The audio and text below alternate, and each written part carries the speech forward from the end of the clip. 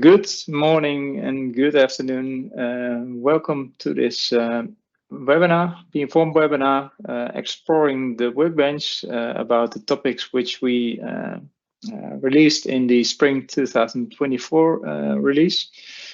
My name is Wijnand Brouwer. I'm your host today, and my colleagues Henk-Jan van Schuppen, Solution Architect, and Daaf de Heer, Software Engineer, will present the topics today in the upcoming sections. Before we go into the topics, we have some information in advance. There is a Q&A box in this webinar where you can ask your questions during the webinar, and we will do our best to answer them directly in this webinar, but if not possible, we will get the answers or answer them afterwards, and all the Q&A will be published with the webinar on the Plaza webinar section in the upcoming week, 1 or 2 weeks, like we did before with the previous webinars. If you want to change the quality of the webcast, you can change the quality settings in your software. It's good to mention. And as mentioned, the webinar itself will be recorded, and the link will be sent afterwards. It's a link to the Plaza webinar part. And what topics are going to be presented, which is on the next slide. First, Henk-Jan is going to present the introduction of the workbench and the FLINT DSL, and is also going to combine it with a workbench demonstration. And then Daaf is taking over to review the workbench results and FLINT interpretations in the documentation portal, and to show how the FLINT interpretations from the workbench can be used inside our studios, our BMS and AMS. And in between these sections, we will have a few Q&A stops where we look if there are questions and answers to discuss. But yeah, let's change to Henk-Jan, who's going to present the workbench and FLINT. Yeah, thank you, Wijnand, and hello, everybody. I'm very excited to show you today the updated Be Informed product suite. And of course, you're all familiar with our business modeling studio, the application modeling studio, and the runtime. And now we also have the workbench as part of our Be Informed product suite. In the workbench, regulations are transformed into formal, machine-readable, explicit interpretations, forming the backbone of our regulatory ecosystem. And I'm going to tell you, together with my colleague Daaf, all about it today. And let me start by explaining why we developed the workbench.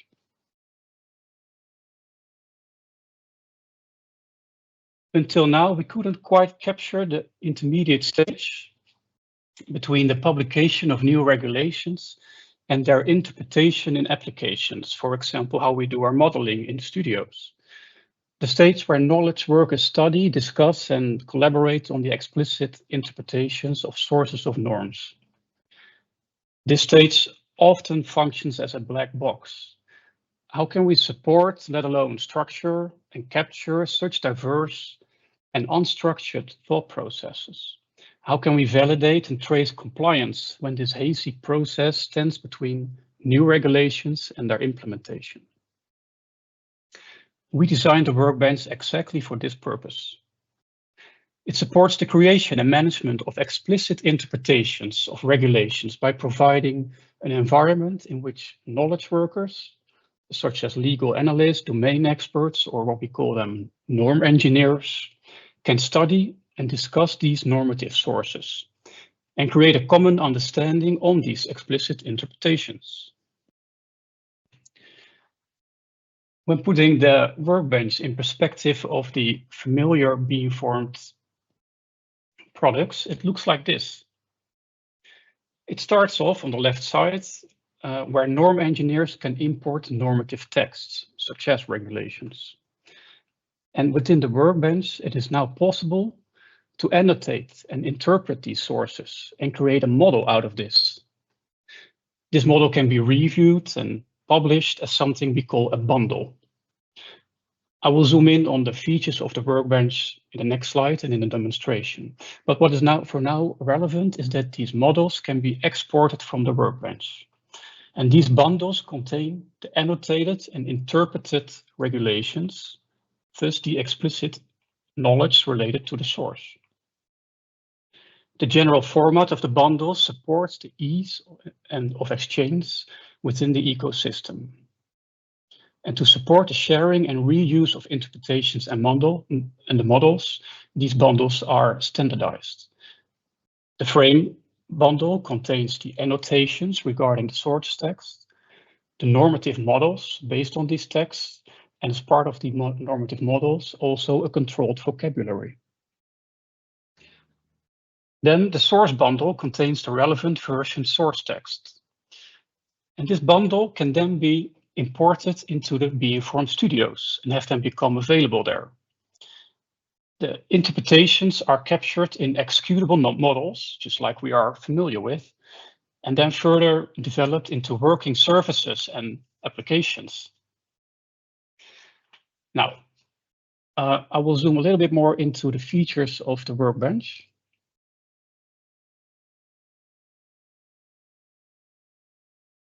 Again, on the left-hand side, it's possible now to import sources into the Workbench. And sometimes these sources are not available as structured XML, but for instance, as PDF. And in order to use them properly in the Workbench, they need to be structured, which basically means we're adding sections and subsections, paragraphs and lists and more. Now, the Workbench takes care of this. Then the structured sources can be annotated. That means that parts can be highlighted and thus indicate what needs further investigation. This process can typically be supported by natural language processing services, eliminating the manual work. The annotated sources is further studied and translated into a normative model. And this is done by categorizing and relating its content, using the concepts and relations described by the used language. This is a standardized language that we incorporated in the Workbench.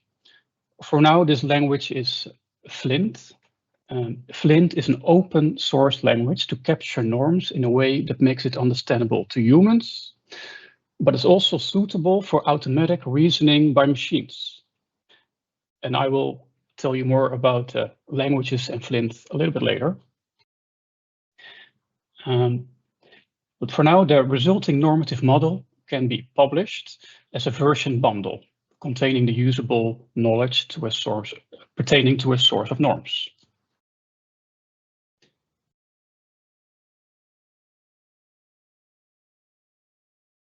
So this is FLINT. As I mentioned, the Workbench captures the normative models in a structured way.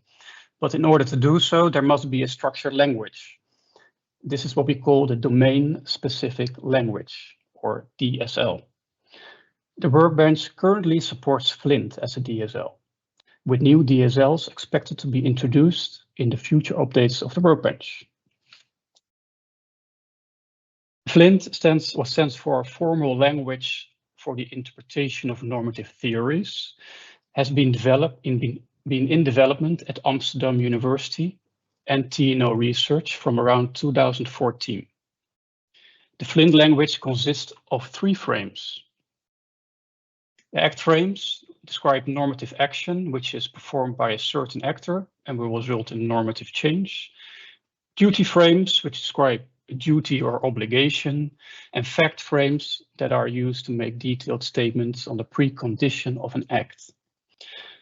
You can read more about FLINT on the website with the URL mentioned in the slides, which is available both in Dutch and in English. Yeah, so far the theoretical quick introduction of the Workbench and FLINT. And before I'm going to dive into live demonstration, I will check with Wijnand if there were any questions so far. Well, there are no questions yet on the introduction of the Workbench and FLINT. There's information to come in the Workbench demo and also the other sections. So yeah, I'm sure you'll yeah, like to see those parts. So Henk-Jan, you can continue the presentation with the Workbench demo. Excellent. Okay. All right, I've switched to the Workbench application, which I'm going to use a demo server for today. Yeah, and let's just start with it. I'm going to log in as Robert. And Robert is an ontologist, a typical Workbench user. And when I have logged in, I can see two tabs on the top of the screen, which are particularly interesting. First is the source register, and we have the docket, but let's look into the source register first. This is where all regulations are ending up, which are imported. They are now imported as a formal source, but also basiswettenbestand, which is a Dutch government standard, can be used for import. And we also are in process of supporting other types, such as USLM, American standards. These files are then structured into an XML file, including the sections, subsections, table identifiers, time version support, and so on. There is a small process around these sources to make them available for interpretation, which we will skip for now. And I think we'll just go right to that part of the interpretation. And for that, I'll go to what we call the dockets. Now, a docket, it's like a dossier or a case. It's basically a container in which we load the different documents that we want to use. This is where we're going to do the interpretations and make the bundle. Of course, I would say almost on the list, we have by default available filters, for example, on the name or docket owner or sorting functionality. I've prepared some of dockets today. I have 5 available, but we will look into one specific docket, which is the lending regulation for a university library. So I'm going to navigate to this particular docket. Docket case opens, and this is the screen that we see first. And what we see is that there is an overview stage, which presents us the details of this particular docket. We can also see that the DSL is FLINT, as I was mentioning earlier. The docket has a description, typically. And we can also form or create a team around this docket. For now, I do have a team of 2, Robert and Samuel, where Robert is the ontologist and Samuel is the team lead. And from this docket context, we can refer to relevant documents that we want to investigate further. So there could be one document, there could be multiple documents. For this particular case, I have uploaded one document, which is the Utrecht University Library Lending Regulation. Now, the modeling is done within the context of projects. That's what you see here in the middle. The projects are there to set some sort of scope for your teams to go through the document. You don't really want to go through a document without a certain goal in mind. Instead, you want to be smart about it and find specific rules that you're looking for. And a good way of scoping that is defining a project. And we can see 2 projects available here. One is regarding fines that are present or available in the regulation. And we have another project for high-level analysis. Let's dive into this project. And when I navigate to a project, we can see a time limit. Also, a project can have a team, which is different than the docketing, and has a certain description. All activities done within a project are, of course, logged, in this case in the activity log. And what we can see further as well is that we have an annotate stage and a modeling stage here. And this is basically where most of the magic happens in the Workbench. Let's go through the annotate stage first. What we see here is the original document that was imported and structured or transformed into a structured format, including the time versions, the identifiers. We automatically create a table of content here, so we can browse through the document. And what we see, of course, as well is that some of the text has been highlighted. And that's the main idea of the annotate stage. Try and highlight the things that are important. And for that, we make markers available, which you can see here on top. And obviously, yeah, they have different colors. And the advantages of that is that we use the colors in respect to the chosen DSL, which is now FLINT. That means that the markers actually have meaning.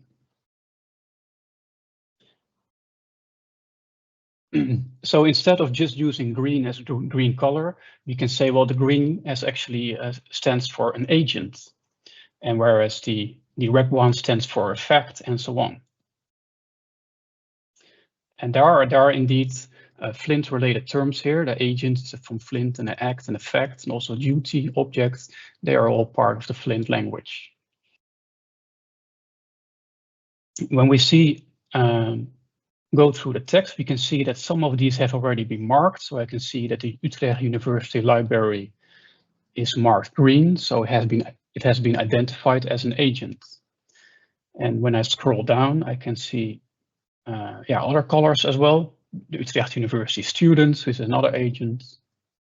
And I can see some of the red lines here, or red boxes, which have been identified as facts or conditions, as you like. Now, I can also add some new annotations, and I have already seen a part that I like to annotate here.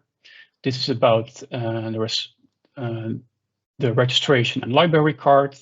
And it says here that you will receive a new library card against payment of administration costs and a presentation of proof of identity. Now, I'm going to mark this first part here as an act, receiving a new library card.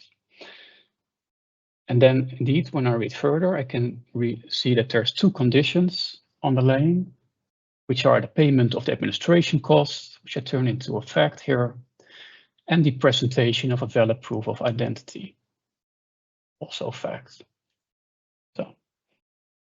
So the annotation is not simply highlighting the important phrases with a color. The colors give it meaning in respect to the domain-specific language. And as a norm engineer going through this document, they can capture all important information in terms of specific annotations, adding real value to what was only a flat document until now. Now, I'll go to the modeling stage.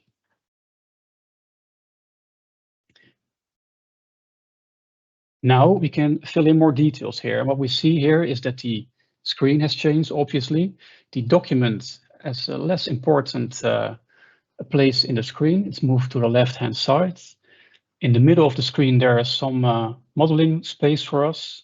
And on the right-hand side, we can see a list of all the available frames that are now in this docket. Currently, we can see that there are 2 acts. And this is a drop-down list, actually. So I can also browse to the facts or through the, what do we have? Agents, for example. So go through the agents. Also, a good visual indication that some of the details are already filled in is on the left-hand side, where we can see that the annotation is only a, just like we saw in the annotation screen, a color box, at least with a colored outline. But the box is filled with a certain color if the annotation has been promoted to a frame. So we can see that the Utrecht University Library is fully green. So meaning this is already a frame.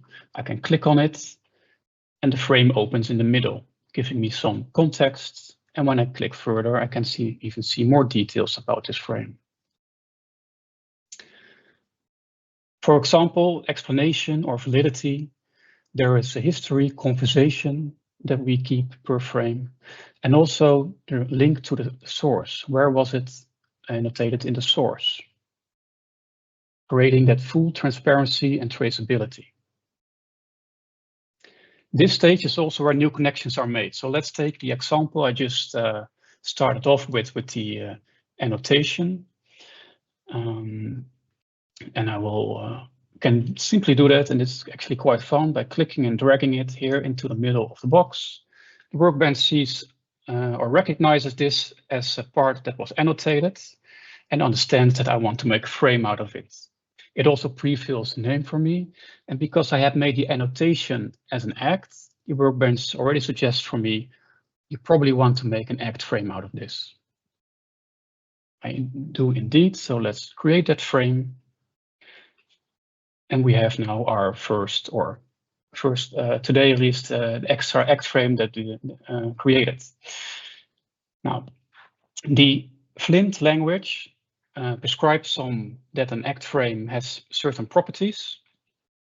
For example, it can have an action, an actor, an object, a recipient. So I can fill this frame with more detail. Also, I can do that by simply click and drag it. So I'm going to do the students as the actor, since they will be giving a new card from the library. And obviously, we already identified two preconditions, the payment of the administration costs. I'm going to drag it to the precondition box. It's a fact indeed. And the presentation of a valid proof of identity.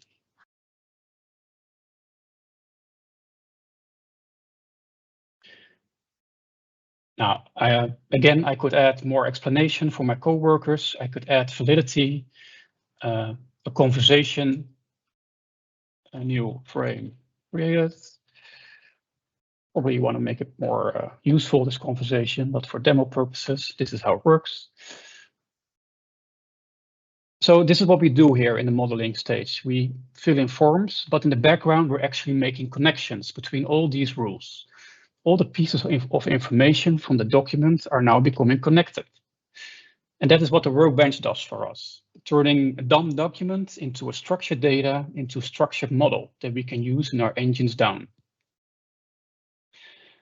Now, once we're happy with the modeling, of course, we will go further, but for time's sake, let's not do that. There is a possibility on docket level to see all frames that were created. So I'm going to go back to the docket now and go to the review stage. And here I can have another look at all the frames that were created. I could review them, approve them, possibly send them back to my coworker if I'm not happy with it really. So this will be all covered here on the docket level. At some point we're okay with it, and we can go to the finalize stage. And this is where we can publish it. So as you recall, in the start of our presentation, I mentioned a bundle where we export the interpretations and the models. This is the place where we do that. We can already see the bundle of the source present, and now we're gonna export the bundle which contains all the frames. The Workbench prompts us for some metadata, which is already filled out, so I'm happy with that. I'm continuing. Also a summary of what is being exported. I can optionally also include a conversation in the export. I could choose to show, to revisit all the frames before exporting. I'm going to leave that out for now. And go further, click next. And what we see is that the bundle was created. It's available for download from the Workbench. And the bundle, again, is a zip file that contains the metadata, and the frame model in JSON structure, open format that we can exchange with other parties, but also within the BeInformed platform. That part will be presented by my colleague Daaf. But before we go to Daaf, let's check with Wijnand again to see if there were any questions about this part.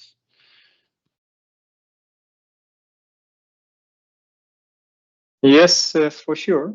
There are multiple questions, which some of them I've already published on the Q&A sections with the preliminary answer to it. And let's take a few of them. And as said, others will be published afterwards, and I try to keep up with the questions. For instance, there was a question about if FLINT is already standardized by the open group, OMG.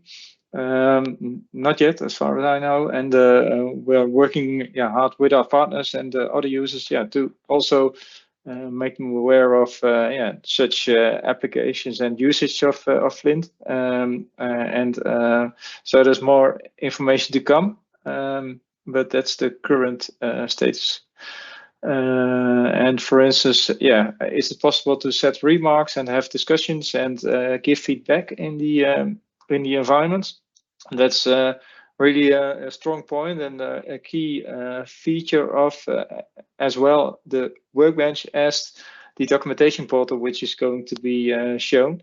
So multiple people working in the same environment, Workbench as a SaaS application in the website for specific users who have user accounts being get, and the documentation portal, which is Daaf going to be shown, that publishes a frame of a bundle of frames and sources to a wider community. And in both environments, you have the space to see and to give remarks, etc. So as said, all questions will be answered, probably not all in this webinar time slot, but we will publish them afterwards on Plaza. And I would like to continue with Daaf for the upcoming section reviewing in the documentation portal. Yes, thank you, Wijnand. Good afternoon, everyone. My name is Daaf. I'm a software engineer for BeInformed, and to me falls the honor of talking you through the latter bit of the demonstration. First off, I would like to both demonstrate and talk a bit about our documentation portal. So the documentation portal is a new feature and a new product in our product line, which kind of squarely falls beneath the first three parts of our suite. So beneath the Workbench, Business Modeling Studio, and Application Modeling Studio. Basically, the documentation portal is an online catalog for publishing interpretations to make information more widely available. And the purpose of that is to make sure that that information leads to more complete, reliable, and useful decisions. We've tried to help you to make the information that you've worked on in the Workbench as reliable and transparent as possible. So we've provided you with the documentation portal where you can share everything you've made, not only with the team you're making it in, but perhaps in a more broader context of your organization. So other people can chime in there, give their feedback, and give feedback to the colleagues working on the FLINT frames in this particular instance or any other domain-specific language you would like to work on in later iterations. For now, I'm going to go ahead. I'm going to quickly demonstrate the first few screens of the documentation portal so everybody can see what it looks like and what you can do in there. Now, for the purposes of this demonstration, I have asked two of my colleagues to provide their accounts, which they have very kindly done. The first is Arnold Stevens, well known within our own BeInformed. I'm quickly going to highlight the top right over here. You can see the user avatar for Arnold Stevens, which is an additional feature that we have brought out to all runtime for BeInformed in the 24.0 release. Now, What you're looking at right now is a concept screen. Henk-Jan has very kindly already did the majority of the work in the workbench. And now I'm going to look at a bit of that work. He showed you this very nice act. You will receive a new library card. He's linked that, and this also has some additional source references. So in this one screen, you kind of see the result of the work concerning this specific act. I have a very nice overview where I can see actors, actions, recipients, objects, and preconditions. I can link to all of these, so I can quickly jump there. And I have my source references all noted, and they are context sensitive, so I see different source references for each specific Flint frame. To the right here, you see a very basic ticketing system that we have provided. I will note at this point that you can run the documentation portal both with and without a ticketing system. It's also entirely possible to create your own ticketing system and place that as an additional layer on top of the documentation portal. I'm not going to go into too much detail about that specific configuration right now. It's beyond the scope of the demonstration. For now, we're looking at this act. I will also quickly show a different entrance into my sources, which here you can see I still have my source material available. And you can even see the related concepts. So I have both sides, both the source material and the Flint frames, neatly available to me.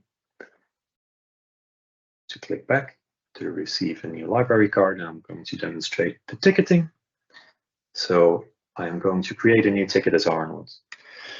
Because as Arnold, I think that we should maybe add another actor to this act. So I'm going to say, shouldn't we add another actor for non-students here? Now, I'm not going to add too much of a description here. I think this is a major priority.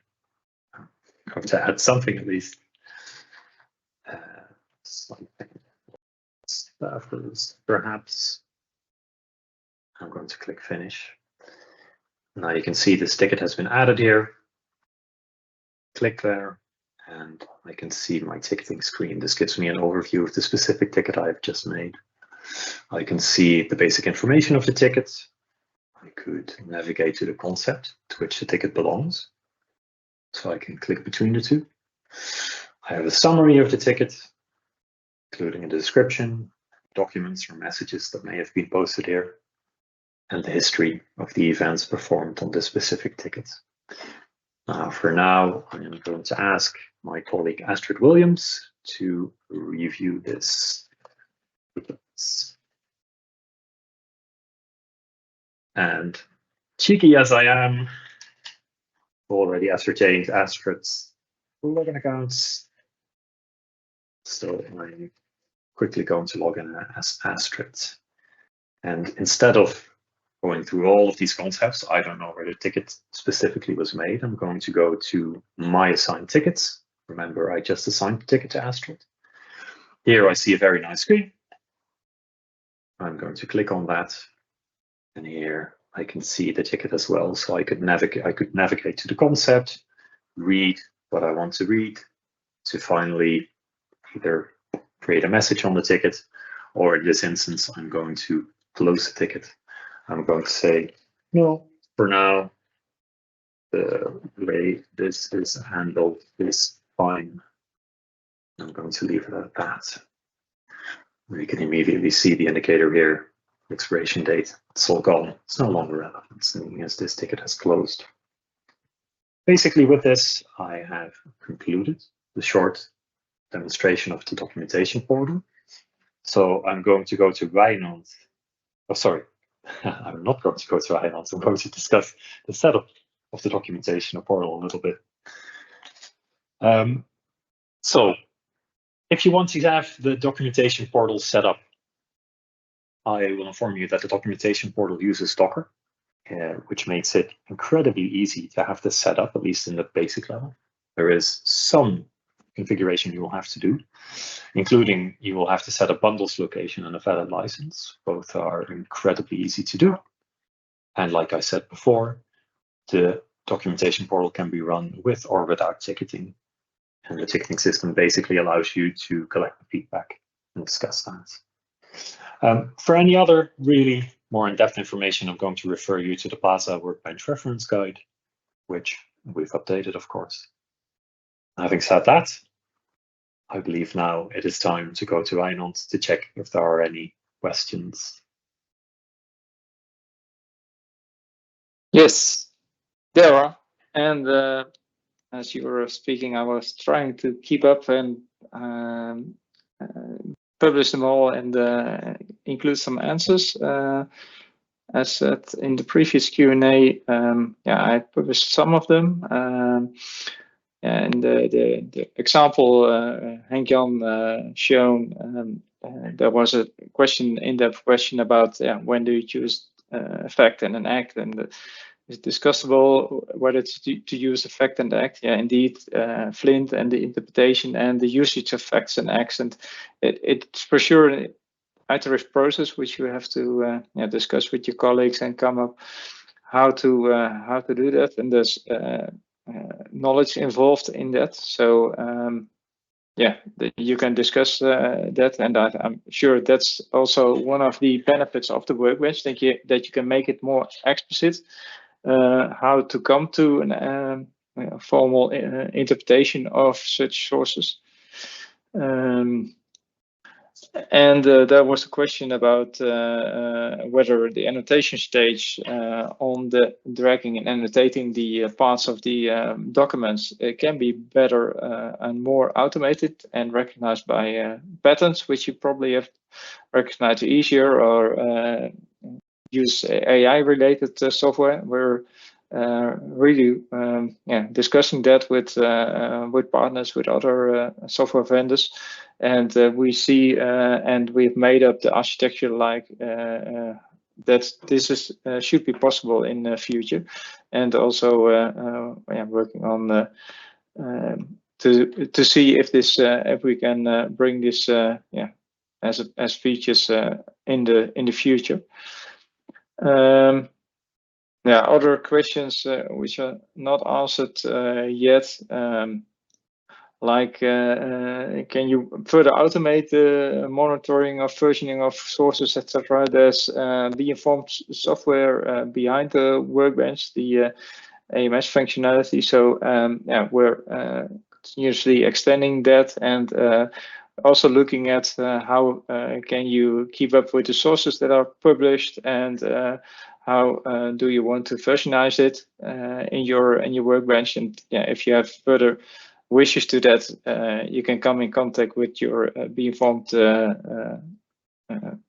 contact person. But there's for sure possibilities to customize it if later on, or discuss on wishes for it. I think I'll leave it to that for the Q&A section now,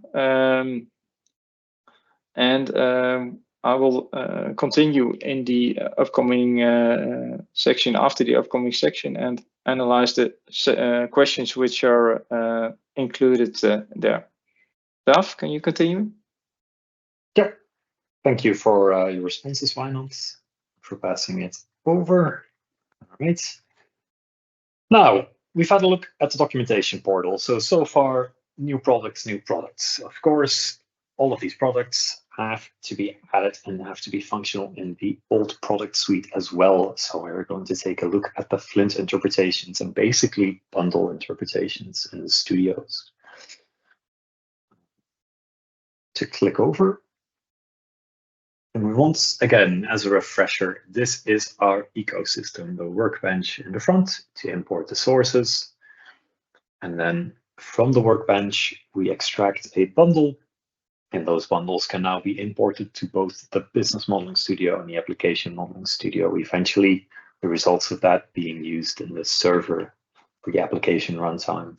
So I'm going to take a look at the Business Modeling Studio quick. So the bundles in the BMS Studio, Business Modeling Studio, basically you can see on this screen over here the Flint Frames bundle. You can see that we have added a nice view folder to the Modeling Explorer that was already there, in which you can import your bundles, and they will be visible over there. Do take note that is read-only format. And we have the source bundle in the same way. It's also visible in the Modeling Explorer and on the left side of the screen. You can see over there. It's also possible to reference both the Flint frames and the sources that are available here. Then I'm going to jump over to the Application Modeling Studio, where you can see there is a different view to the bottom left on the screenshot. In the middle, you can see a screenshot, or basically an image of one of the Flint frames that we have captured earlier, how it's visualized in AMS.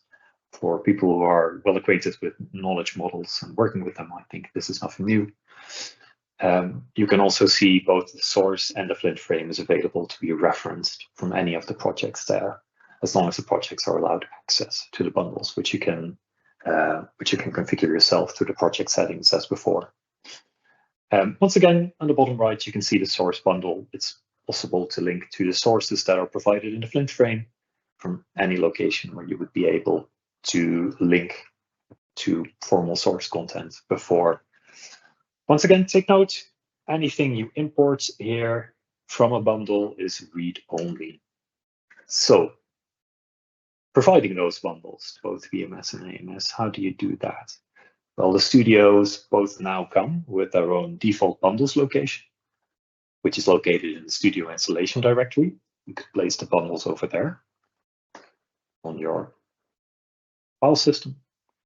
You could also set your own custom location, which can be set through a studio preference setting, which is basically the same both in VMS and AMS, where you can add the location of where you are storing your bundles.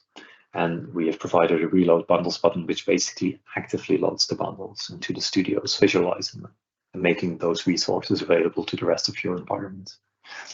If you want to have more information about this specific process, once again, going to refer you to Plaza, where you can read up on how exactly you can do this and the more specific details about this. I myself, I'm going to jump over into the Flint DSL, so domain specific language, which now is also made available, has been made available through an optional meta model. If you install the Business Modeling Studio now, you have the optional choice of basically adding the Flint meta model over there.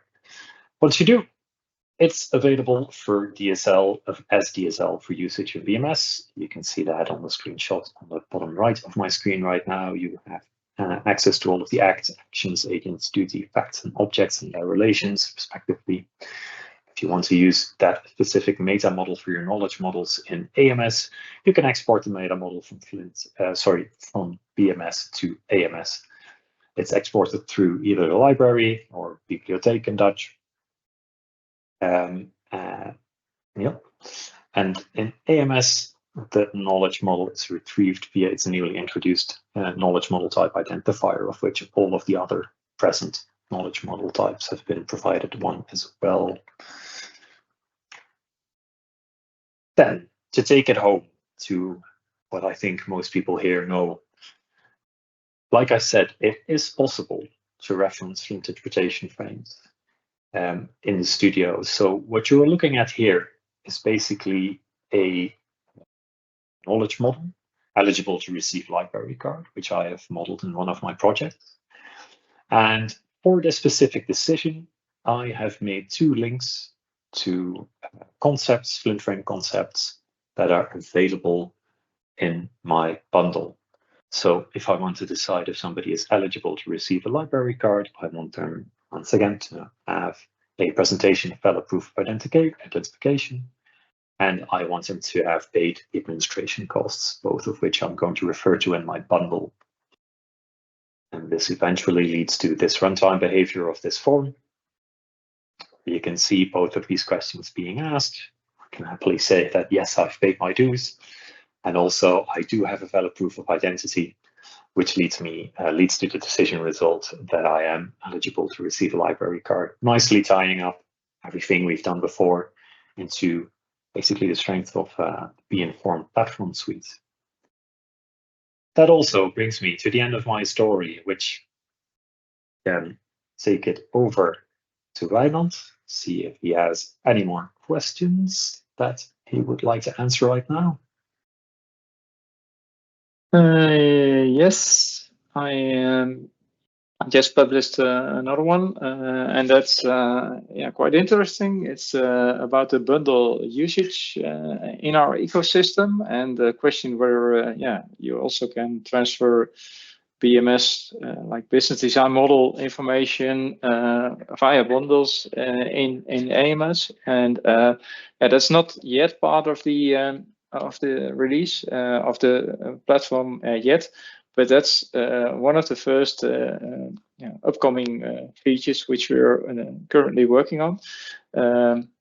Also using the bundles more and more to exchange information between components, and also having a way to export the information in a more some open format that can be read by other tools or provided by other tools. And as said, the BMS export of the business design, which also gives the ability to then import it again and have it as read-only information inside AMS and apply application patterns on it, but also have related to the last information shown by DAF on the documentation portal, have a way of visualizing that information to other colleagues which don't have access to the studio environments, and publishing it in a web-based environment and get feedback on the information. And it looks really promising, and that's upcoming for new releases.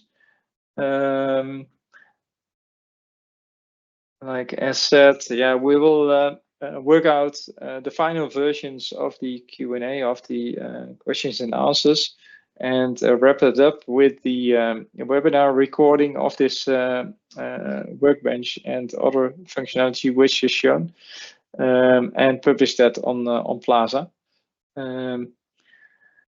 Thank you, Henk-Jan and Daf, for presenting the webinar, and thank you all attendees for being part of this webinar and listening and participating in the webinar. And see you in our next upcoming webinars in the upcoming period. Thank you and bye-bye.